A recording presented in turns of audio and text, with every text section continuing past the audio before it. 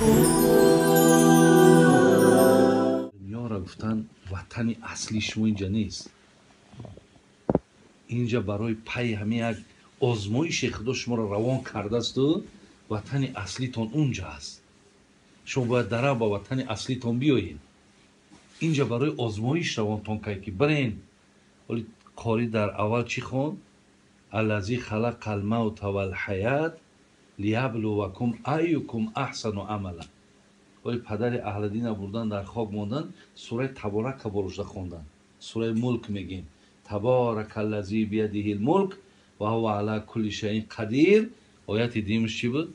الذی خلق الموت والحیات لیبلوکم ایکم احسن عملا. خدا میگه ببینین که من تنها مرگ نآفریدم بلکه حیات هم آفریدم. یا تنها حیات نآفریدم بلکه دمش در مرگ هم ماندم. برای چی؟ برای چی من در عقیب حیات مرگ ماندم؟ میگه لیبلوکم ایکم احسن عملا، تا بسنجم تون که در انجام دادن عمل کدامت بهتره. یعنی من شما رو آزمایش میکنم و شما بازگشتی به سوی وطن اصلیتون دارین. معنای غریب میگه همیه. حضرت عبدالله میگه وقتی این سخن من شنیدم، بعد از آن میگه به واسطه میگه چی من گفت؟ گفت که ایزا اصبحت فلا تنتظر مسا و ایزا امسیت فلا تنتظر صباح خذ من صحتک لسقمک و من حیاتک لموتک. من جوشیشتم عبدالستار جون یک پدیز رومم طرف 84 من تا شیرای اروسی من گفتم آخی این قگپایی که ما داریم، همین توجی که ما داره، کلاسیکای ما داره، همیشه هم را بمانیم. اینا خوب نیست. گفتم یک کس میدره میفهمش میخونش معناش میفهمه. این سخن بین، این سخن عبدالله را بین چی میگه؟ میگه که سحر شید بچم تا بگه باور نکه که در قید حیات باقی میمانی. باور نکه. اگر با بگاه مبادای رسیدی تا سحر باور نکه. چیکار که؟ برای روزهای مرگت حیات تا غنیمت بشمار و برای روزهای بیماری تنصیحتی تا غنیمت بشمار. برای همین برادران عزیز و گرامی مقصد امام از این حدیث در دنبال خواندن قاری همین بود که برادرها ما هم در این دنیا هم مثل همون توصیه‌ای که پیامبر دادن و حضرت عبدالله دادن مثل همونیم. یعنی اینجا گویم توقفگاه دائمی ما نیست. ما خواهیم نخواهیم، زیرا میگه آن که آمد به جهان اهل فنا خواهد بود، آن که پاینده و باقی است الله خواهد بود. فقط الله باقی میمونه. همه ما برادران نوبت به نوبت دنیا رو پدرود میگیم. لیکن یک گپی آخر میزنم دعا میکنیم. حضرت موسی را الله چی گفت؟ یا گفت یا موسی الفقر من الحسنات هو الموت الاکبر. میدونی گفت ای همه مرگ وزنی کدام مرگه؟ وقتی که پیش من بیایی برای آبرو عزت یگان عمل نداشته باشی، برای خلاص شدن خودت، برای قیمت پیدا کردن خودت وقتی پیش من دست خالی میای، این مرگ مشکله. گفت این مرگ وزبینه. برای همین در حیات حرکت کنیم برادران.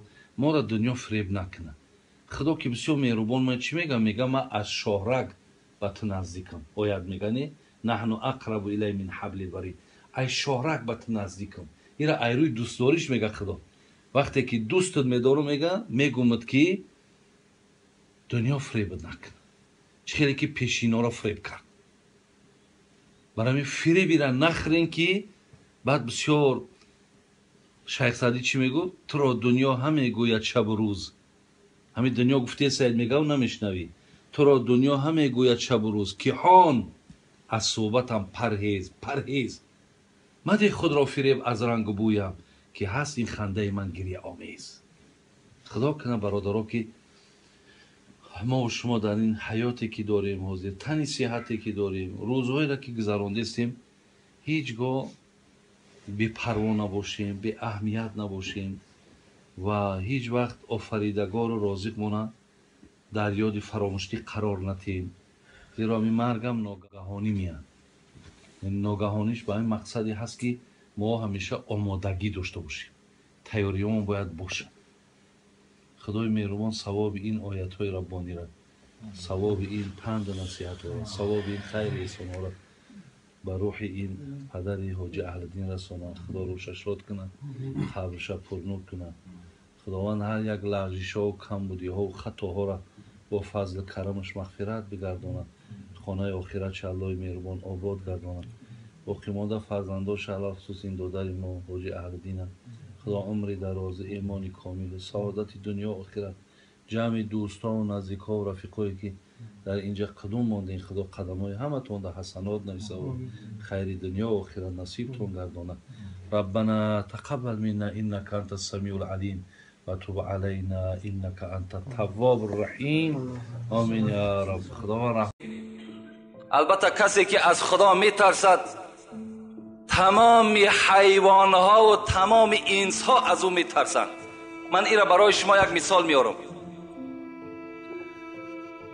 وقتی بستان خواندم، بستان سعدی را، حضرت یک حکایت عجیبی آوردن در باب خدا ترسی. تماشا کنیم. همین عملی که شما الحال کردین، به نماز جمعه که میآیین، این خود خدا ترسی هست. این علامت خدا ترسی است. و الا رفیقای شما هم در پهلوی شما در همون کارخانه‌های کار میکردین، همونجا کار کرده ایستادن، لکن شما را چی؟ ترس خدا و ایمان شما گرفته بر همین مسجد بر وقت آورده رسانید. این ایمان شماست، این ترس خداست.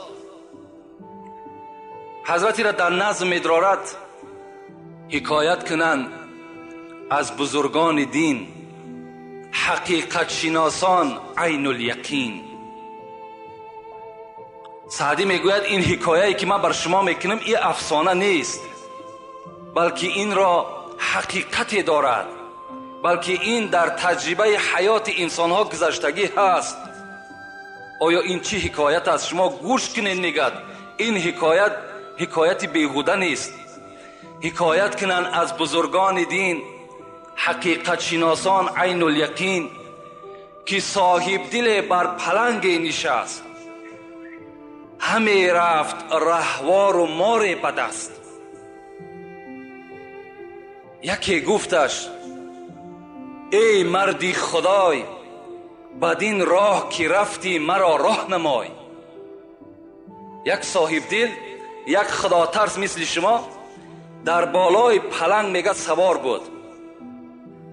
مثل ما و شما خر و اسب سوار میشیم به آسانی، او صاحب دل پلنگ به آسانی سوار شده است و در دستش یک درنده دیگر مثل مار حرکت کرده رفته است.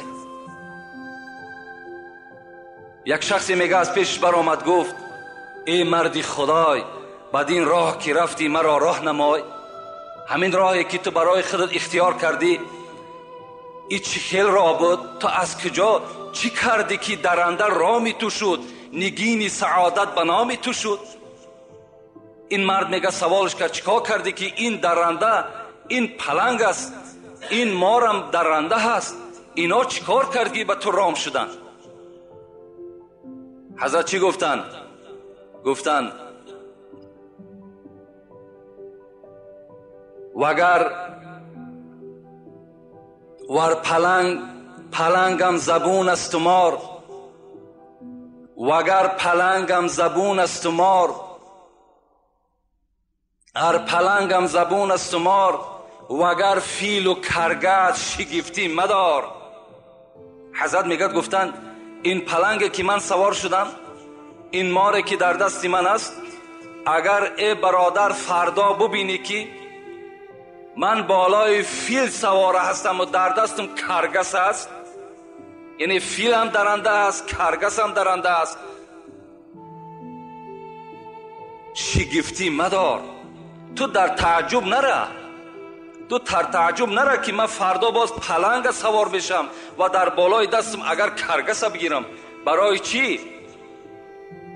تو هم گردن از حکم داور مپیچ، تو هم گردن از حکم داور مپیچ، کی گردن نپیچه از حکم تو هیچ. اگر تو هم ای برادری که سوال کننده هستی، اگر مثل من تو هم از گردن از حکم داور نپیچی، تو هم اگر پیروی قرآن و پیروی حدیث های پیغمبرت باشی، تمام این درنده ها به تو رام میشوند، همه این درنده ها به تو تسلیم میشوند، در صورتی که اگر تو چی باشی؟ از حکم خدای خود گردن نپیچی، همه اینا رامی تو میشوند. خدا رحمت کند، عقبه ابن نافع یکی از سرفرمانده های اسلامی بود، میگد وقتی که رسول اکرم امرش کرد که شمال افریقا را ضبط کرده بگیر، حضرت میگد بر همون شمال افریقا حرکت کرد با همراهی سربازاش. وقتی که به افریقا رسید، یعنی افریقا میگه ما و شما، وقتی که به اون موضع رسید، یکی از سربازای خود روان کرد، عسکری خودش گفت پیشکی برو کنی نظر کن که یگان موضع خوب برای ساختن خانه باشد مرا خبر بده، آنجا ما برای شما خانه میکنیم، از آنجا حمله بعد به سوی شمال افریقا میکنیم. حضرت میگر آمدن، این عسکر آمد، میگر نظر کرد، یک جای خیلی موافق دید، گشت آمد پیش عقبه، گفت عقبه یک سرزمین دیدم به نهایت موافق است برای خانه، لیکن به نهایت شیر، پلنگ، شغال و مار عفیش به نهایت زیاد بود. حضرت گفتن من اونجا میرم. انسان از خدا که میترسید از درنده چرا بترسد؟ آمد میگد از پیش همون جنگل ایستاد و گفت ای گروه شیرا، ای گروه پلنگ ها، ای گروه شغال، ای گروه مار عفی، شما میدانید من کی هستم؟ من عقبه ابن نافع هستم، من از خدا میترسم، من پیرو قرآن، پیرو حدیث های پیغمبر خدا هستم. بر شما بر نرمی میگم همه تان این سرزمین را ترک کنین که ما اینجا خانه میسازیم. حضرت میگد بلند این آواز داد، عسکرها در تعجب افتادند، آیا این حرف عقبه را میشنود؟ میگه از بین یک ساعت گذشت، به خدا قسم میگد پلنگ از پسش چند بچه دارد، شیر از پسش چند بچه دارد، مارایی که چند بچه دارد، میگد سله سله از همون موضع میبرامدن. سربازا تعجب شدن، گفتن همشون برآمد عقبه بین حمله میکنیم، همشون میکشیم. نه، گفت ما به اینها مراجعت کردم، همچون یک بنده خدا ترس به اینها مراجعت کردم، اینا میدانند که عقبه از خدا میترسد، از این خاطر این سرزمین برای ما و شما ترک کردن تا که ما و شما اینجا خانه بسازیم. بین یعنی حضرت گفتن حکایت کنن، این حکایتی که ما کردم، سعدی میگد این حقیقت دارد که این از دوره پیغمبر خدا را صحابش به وجود آمدگی است. نظر میکنیم به خدا ترسی حضرت عمر. یک خدا ترسی از حضرت عمر را بر شما میگم، بعدا انشاءالله موضوع خودمان آغاز میکنیم. حضرت عمر خدا رحمت و مغفرتش کند که به نهایت ما عاشق عمر هستیم، عمر را به نهایت دوست هم می‌داریم، زیرا که تمام وجودش از خدا میترسید، به نهایت از خدا میترسید.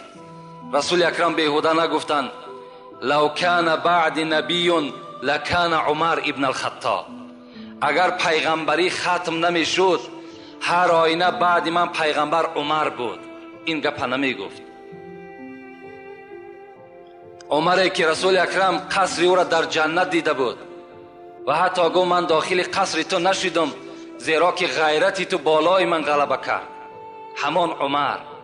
همان عمری که یفر من ذله الشیطان، رسول اکرم گفت عمر تو وقتی ره میگردی شیطان از سایه تو میترسد، برای که تو از خدا میترسی.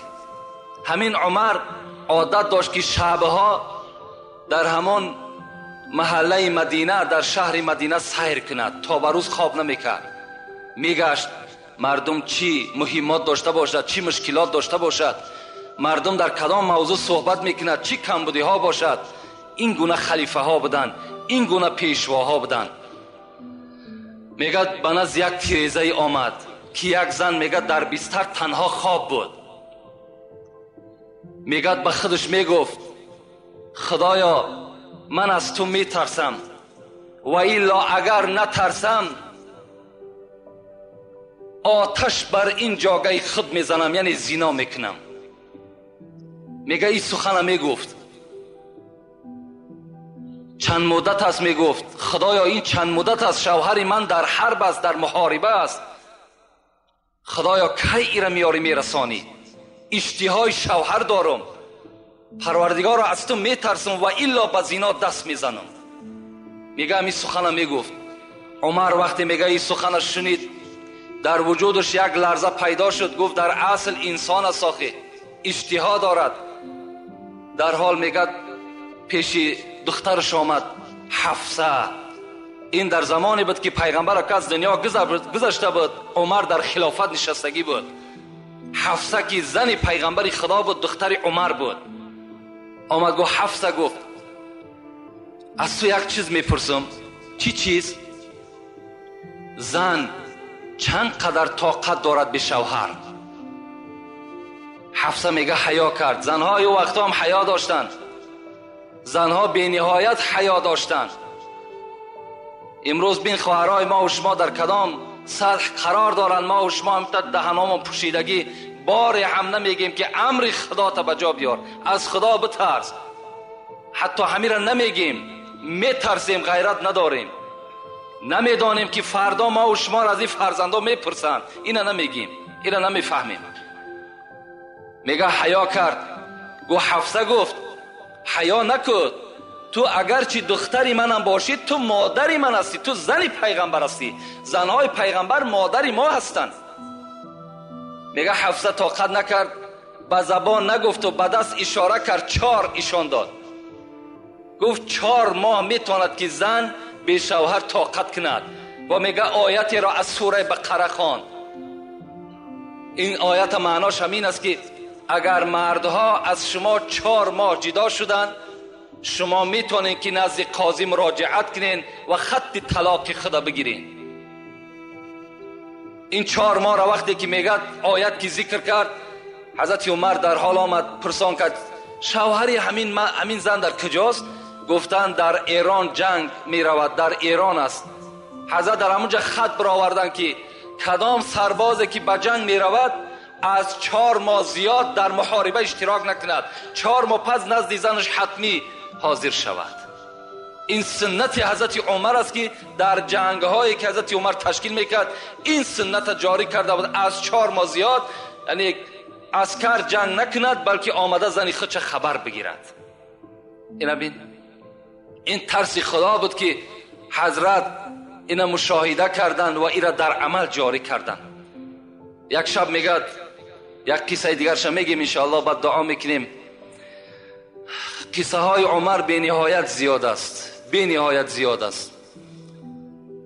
یک شب میگه یک نماینده از شهر آذربایجان هم خیلی شهر قدیمینه است، از نماینده های پادشاه عرب امون آذربایجان یک نمایندهش نزد حضرت عمر روان کرد. خدا ترسی را من بر شما میگم.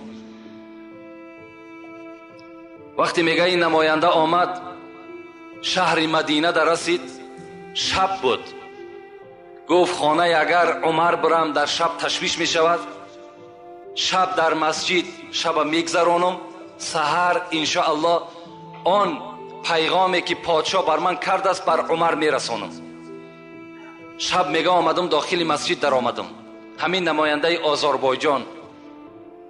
وقتی میگه در آمدم در مسجد نشستم، از یک گوشه مسجد میگه شب بی وقت بود، گریه می آمد، صدای گریه می آمد. کسی می گفت پروردگارا مرا ببخش، پروردگارا گناهایی که من کردم جملگی را ببخش، خدایا مرا از بندگی خود دور نساز، پروردگارا عاقبت کار مرا به خیر بساز. میگه هم تا کسی بود میگفت دعا میکرد و گریه میکرد. بناگاه میگه من مشتاق شدم، از دعای او لذت میبردم. وقتی میگه دعاش تمام کرد و میگه در گوشه مسجد نشست، به نزدش قدم زنان رفتم و در پهلوش نشستم. گفتم ای عاشقی خدا تو کی هستی؟ میگه حضرت به جانب من نگاه کرد، گفت من عمر ابن الخطاب هستم. میگه در وجودم یک لرزه پیدا شد، من آوازه عمر شنیده بودم، عمر ندیده بودم. در حالتی که عمر با پادشاه بود. میگد گفتم در این بیوقتی شب حضرت تو روز تا بیگاه مشغول هستی، شب چی میشود که راحت میکردی؟ حضرت میگد گفت ای برادر، اگر من شب خواب کنم حق این بندگی خدا را کی میکند؟ اگر روز به خواب برم حق این رعیت، حق این مردم کی به جا میارد؟ برای پسر خطاب خواب شب خواب روز حرام است. حضرت میگه هم تا مراجعت کردن تا به روز میگه صحبت کردیم، سحر میگه بامداد یک جایه باز در همون مسجد خواندیم و میگه به جانب من گفت یگان پیغامی داشتی؟ میگه گفتم من از آذربایجان آمدم، از پادشاه خود یک هدیه برای شما آوردم، او را میخوام که به شما تسلیم کنم. حضرت عمر گفتن خوب میشود که خانه بریم، در خانه من شما را مهمانداری میکنم، هر پیغام و هر هدیه‌ای که داری اونجا من از شما قبول میکنم. حضرت دستی او را گرفتن، میگه به خانه آمدن. وقتی در خانه در آمدن، اون زمان میگه زن حضرت عمر دختر علی بود، ام کلثوم. فریاد زد ام کلثوم این مهمان است، یگان طعام داشته باشی نزد ما بیار.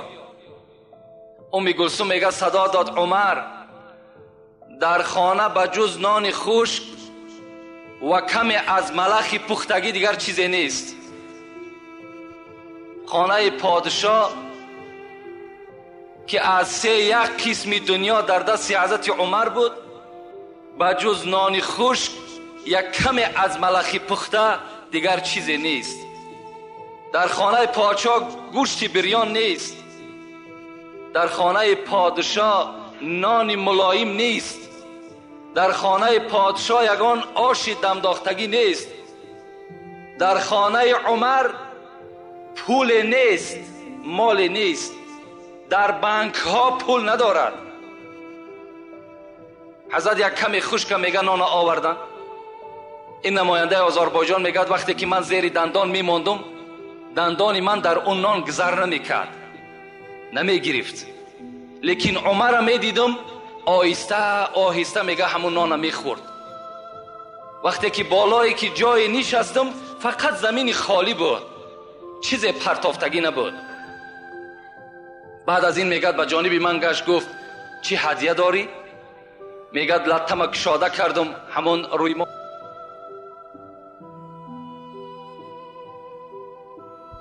گاهی هست که بغیر در شهر آذربایجان دیگر در هیچ جا پخته نمیتونند. این را فقط کیبانه های آذربایجان پخته میتونند و این را فقط پادشاه ها میخورند، دیگر هیچ کس نمیخوره. عمر میگه وقتی نگاه کردم از این سخنهای من چنان میگه پیشانی ها رگه هاش میخیست. میگفت فقط همین مقدار است؟ گفتم بله همین مقدار است. گفت فقرای مسلمانی که بیرون مدینه زندگی میکنن اونها را که حولا میتد؟ میگد گفتم آخی این باعث شماست. میگد گفت دستمالت جمع کن، این هدیه را برده به پادشاه بده، بگو اگر دفعه دیگر همچنان معامله به عمر میکند به خدا قسم رگه های گردنش میبرم. اینجا مسلمان ها گشنه و تشنه و حلوا را عمر بخورد. بین این خدا ترسی را بین. حضرت خوراک ملایم برای خود اختیار نمی کردن، برای که ترسی خدا داشتن.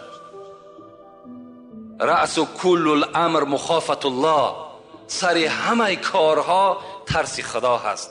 ما و شما باید که در خودمان ترسی خدا را جایگیر بکنیم، از خدا بترسیم. انشاءالله ما و شما هم در دنیا هم در قیامت البته سربلند هستیم.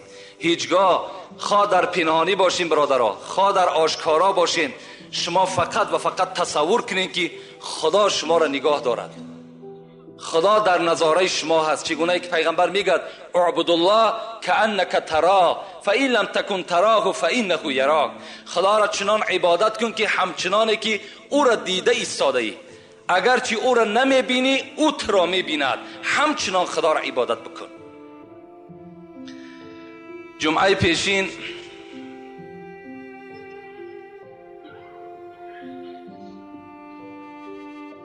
موضوع ما و شما درباره مرگ بود و شدت مرگ بود. این موضوع خیلی موضوع دراز مدت هم هست، زیرا که تمام کتابها در باب مرگ و شدت مرگ البته سخنها می رود. این جمعه هم که باشد انشاءالله این موضوع را بر شما خاتمه می بخشیم. اعوذ بالله من الشیطان الرجیم. بسم الله الرحمن الرحیم.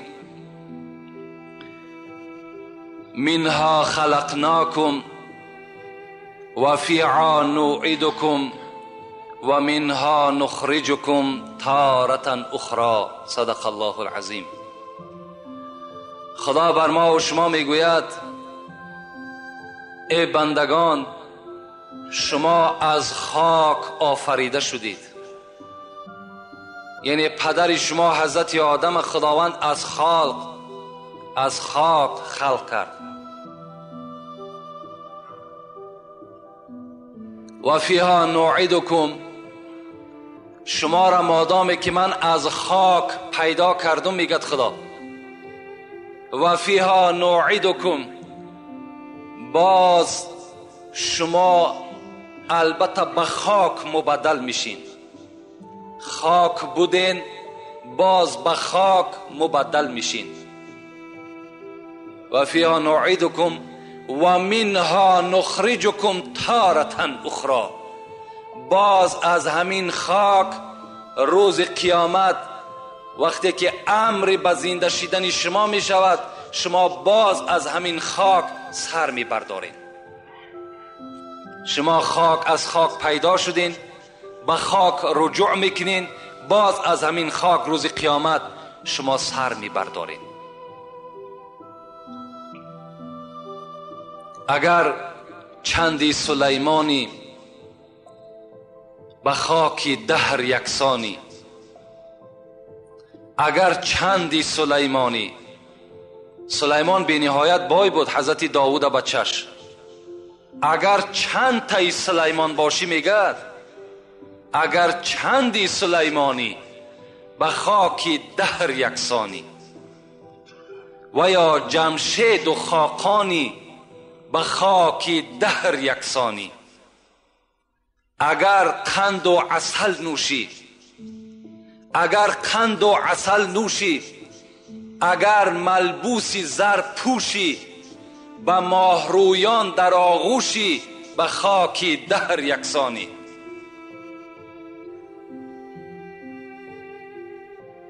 اگر قند و عسل نوشی، اگر ملبوسی زر پوشی، به ماهرویان در آغوشی به خاک دهر یکسانی. اگرچه فرد دورانی، یعنی اگرچه آدم عادی هم که باشی، اگرچه فرد دورانی، به تخت خیش سلطانی، تو اندک روز مهمانی به خاک دهر یکسانی. اگرچه شاه تورانی، اگرچه شاه تورانی، کی زور از شیر غرانی، پسند پهلوانانی به خاک دهر یکسانی. به یاد روی جانانی، به یاد روی جانانی، جنون تو سینه بریانی، چو بلبل گر غزل خوانی به خاک دهر یکسانی. البته به البته از خاک بودیم، به خاک باز میگردیم، باز از خاک روز قیامت ما و شما سر میبرداریم. ایزی خاکت آفریده خاکیا هوشیار باش، خاک بودی خاک گردی در میان هوشیار باش. البته دنیا جای ابدیت نیست، دنیا جای نیست که ما و شما ابدی زندگی کنیم. اگر از خلاصه مرگ همین ما و شما بفهمیم، همین قدر ما و شما بفهمیم که دنیا جای ابدی نیست، همین برای ما و شما کفایت کننده است.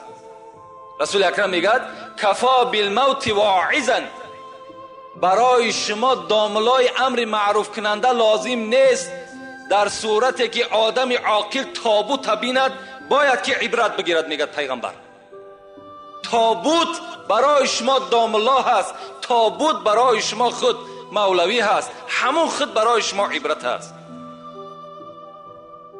دنیا جای ابدیت نیست. زمان پیغمبری خدا بود. رسول اکرم میگه دایم نماز با جماعت که میخواند، پس میگشت به سوی مردم نمازخانه ها را نگاه میکرد و میپرسید فلانی کجاست، فلانی کجاست. یک مرد و زن بی نهایت در پشت رسول اکرم دائما نماز با جماعت ادا میکرد. یک روز میگه رسول اکرم بین این موی سفید و این عائله موی سفید که کمپیر بودن، اینها حرکت کننده به سوی نماز جماعت بودن. امروز خدا ما و شما را تن صحت داده است، سلامتی خوب داده است، مسجدهای کشاده که باز میگم غنیمت هستند، اینها را داده است. ما و شما به این قدر نعمت خدا نمیرسیم. باز خدا رحمت کند عمر، سخنم کمتر بیرون از موضوع می شود. دورای حضرت عمر بود. حضرت میگد وقتی که پهلو گشتن نگاه کردن که یک مرد در جماعت نیست، میگه گفت فلانی کجاست؟ گفتن فلانی بیمار است. حضرت عمر وقتی میشنید که فلانی بیمار است میرفت تفتیش میکرد در اصل بیمار است یا نه. میگد وقتی که شنید بیمار است خیست، میگه خانهش رفت، خانه همون مرد رفت، میگه درش تق تق کرد، گفت فلانی. میگه از داخل آواز داد لبی و میگه آمد در کشاد. وقتی عمر دید لرزه در وجودش پیدا شد. میگه ناگفته عمر گفت من سبب نیامدن جماعتم بیمار هستم. حضرت عمر گفت تو بیمار هستی؟ گفت بله بیمار هستم. گفت لعنت خدا بر تو. عمر ترا الحال گفت ای فلانی تو لبی گفتی آمدی کو؟ ترا خدا فیراد دارد حی علی الصلاة حی علی الفلاح، بیاین به سوی نماز، بیاین به سوی نجات. چرا خدا را قبول نکردی گپشه؟ چرا گپی عمر لبی گفتی؟ این عمر خطابش بود. گپی عمر را تصدیق میکنی، لبی میگوی، به نزدش میای، گپی خدا اخت قبول نمیکنی. رسول اکرم میگه پرسان کرد این موی سفید و این کمپیره که از پس من نماز میخوان کجاست؟ گفتن اینها یک پسری داشتن، اون پسر وفات کرد. این موی سفید کمپیر پاهاشون از کار ماندگی هست. او فرزند دائم اینا را پشت میکرد، میآورد در پهلوی تو میگذاشت، نمازم میخواندم، باز هوچ کرده به خانه خودش میبرد. رسول اکرم میگه به سوی صحابه گفت آگاه باشین، اگر دنیا ابدی میشد، اگر دنیا یک آدم برای خود قرار میداد و پرورش میکرد و ابدی زنده نگاهش میداد، هر آینه همین جوان خدا نمیکشت، زیرا که بی‌نهایت خدمت شایسته در حق پدر مادر کرده است. لکن دنیا ابدی نیست. این رسول اکرم برای او گفتند. ابن مسعود در حدیث ها میگوید که از نام پیغمبر خدا روایت میکند ان احدکم یجمع خلقه فی بطن امه 40 یوما نطفه ثم یکون علقه ثم یکون مضغه. پیغمبر خدا گفته است به درستی این که فرزند آدم در شکم مادرش 40 روز همان آبی که در رحم مادر غلطیدگی هست، در بچه‌دان زن افتیدگی هست، همون آب 40 روز قرار می ایستد، هیچ تغییرات در او آب پیدا نمی شود. ثم یکون علقه، بعد 40 روز این آب رسول اکرم گفت به خون تبدیل می شود. 40 روز دیگر خون می ماند. ثم یکون مضغه، بعد 40 روز پس دیگر این به گوشپاره تبدیل یافتگی بعد آهسته آهسته از هر موضع او اعضاهای انسان تشکیل شدن میگیرد. ببین در دوام 120 روز 40 روز آب است، 40 روز خون است، 40 روز دیگر گوشت است. 4 ماه، در دوام 4 ماه این الکی به شکل انسانی از 4 ماهگی تبدیل می‌یابد.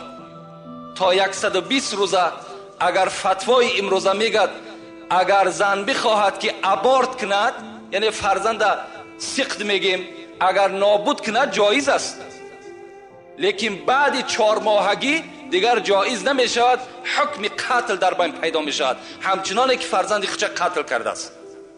اینا فتوا میگد. خب ثم یرسل علیه الملک فینفخ فیه الروح. پیغمبر گفت بعد 120 روز در همین جنین، در همین فرزندی که در شکم مادر است، خداوند یک ملائکه روان میکند که در او جان بدم. جان در وجود او فرزند داخل می شود و یکتب به اربع کلمات. به همین طفلی که در شکم مادر است 4 کلمه نویسانده می شود. خداوند امرش میکند اولا جان در وجود او داخل کن، بعد 4 کلمه را در تقدیر او کتابت کن. این 4 کلمه چیست؟ اجله، عمله، رزقه، سعید او شقی. بنویس که چند سال عمر میبیند، بنویس کدام عملها را در دنیا انجام میدهد و باز کتابت کن چه مقدار رزق روزی دارد و 4م کتابت کن که اینه که از شکم مادر بیرون میشود بدبخت است یا نیکبخت. این شم کتابت کن. این یک حجت از نام خدا میگیرد، او را آمده در تقدیر همون انسان چکار میکند؟ مینویسد. خب این مطلب من از این حدیث چیست؟ وقتی که انسان دمی آخرش می شود، بین باز 5 ملائکه نزد جان گرفتن او می آید. یکمش داخل می شود، می گوید السلام علیک یا عبدالله، ای بنده خدا، سلام و رحمت خدا بر تو. اگر بنده نمازخوان و بنده خدا ترس باشد، هم تا معامله از جانب این 5 ملائک پیش از جان دادن می شود. می گفت است السلام علیکم ای بنده خدا، انا مؤکل به ارزاقک. اگرچه رزق رسان تو خدا بود، لیکن من همون ملائکه بودم که او رزق به تو می آوردم می رساندم. فطلبت الارض شرقا و غربا فما وجدت من رزقک لقمه. امروز من تمام روی زمین دور زدم، لیکن از رزق تو ای بنده خدا یک لقمه دیگر نیافتم. رزق تو تمام شد. بنده از جانب رزقش امیدش کنده می شود. دویمش داخل می شود. من هم تا سوال سلام می دهد. من کی هستم؟ من همان ملائکه هستم که بر نفسهای تو وابسته بودم، که نفس تو را بیرون می بردم، درون می دراوردم. امروز هرچی که کافتم دیگر از نفس تو دیگر نفس نیافتم. یعنی نفس های تو هم چی شد؟ تمام شد. رزق تو تمام شد، نفس تو تمام شد. داخل می شود دیگرش. من وابسته بر نوشیدن آبهای تو بودم. امروز بالای زمین دور زدم، برای نوشیدن تو یک قطره آب نیافتم. امیدت ای بنده خدا از نوشیدنم کنده شود. از نوشیدنم بنده در او حالت چی می شود؟ امیدش کنده می شود. دیگرش داخل می شود، می گوید من وابسته بر قدم های تو بودم، که قدم تو را پیش می بردم پس می بردم به حکم خدای تو. امروز بالای زمین دور زدم، لیکن در هیچ جا دیگر تو قدم زدن نمی توانی. قدم تو هم کنده شد. 5مش می گوید من وابسته بر اجل تو بودم، وابسته بر روزهای تو بودم. امروز هرچی که سراغ کردیم بالای زمین دیگر از حیات تو هیچ روزی نیافتم. بنده از این شنیدن اینها البته آگاه می شود که من دیگر در این دنیا قرار من، حیات من تمام شد. این ملائکایی که از اول آمدند چه ها کردند؟ ملائکه که آخر آمد چرا البته انجام داد.